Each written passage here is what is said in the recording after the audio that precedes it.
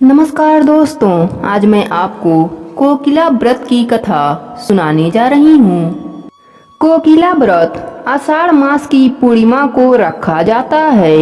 यह व्रत दक्षिण भारत में अधिक प्रचलित है। इस व्रत को करने वाली स्त्रियां सूर्योदय से पहले उठकर स्नान करने के बाद सुगंधित इत्र का प्रयोग करती हैं। यह नियम से 8 दिन तक करती हैं। प्रातः काल भगवान भास्कर की पूजा करने का विधान है। प्रचलित कथा के अनुसार एक बार प्रजापति दक्ष ने बहुत बड़ा यज्ञ किया। इस यज्ञ में सब देवताओं को आमंत्रित किया, परंतु अपने दामाद भगवान शंकर को उन्होंने आमंत्रित नहीं किया।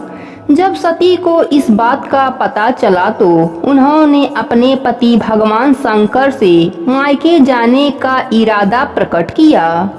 शंकर जी ने बिना निमंत्रण वहां जाने के लिए मना किया, परंतु जिद करके सती मायके चली गईं।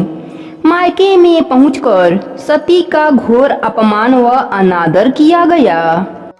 इस कारण से सती प्रजापति के यज्ञ कुंड में कूदकर भस्म हो गईं। भगवान शंकर को जब सती के भस्म होने का समाचार मिला तो वे क्रोध से भर गए। उन्होंने वीरभद्र को प्रजापति दक्ष के यज्ञ को खंडित करने का काम सौंपा। इस विप्लव को शांत करने के लिए भगवान विष्णु भगवान शंकर के पास गए तथा उनका क्रोध शांत करने का प्रयास किया।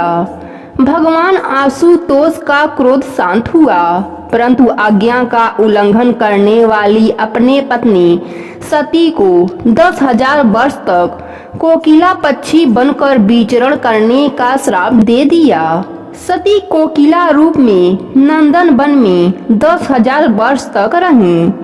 इसके बाद पार्वती का जन्म पाकर आषाढ़ मास में नियमित 1 मास तक यह व्रत किया, जिसके परिणाम स्वरूप भगवान शिव उनको पुनः पति के रूप में प्राप्त हुए।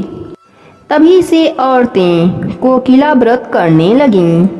कोकिला व्रत करने से उनके वैवाहिक जीवन सुखमय बन गया। उनके घरों में अन्न धन का भंडार भर गया। लड़कियां भी मनचाहे वर को पाने के लिए कोकिला व्रत करने लगी।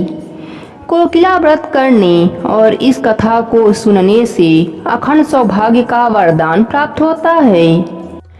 हे माता पार्वती, अपने सभी भक्तों पर अपनी कृपा बनाए रखना।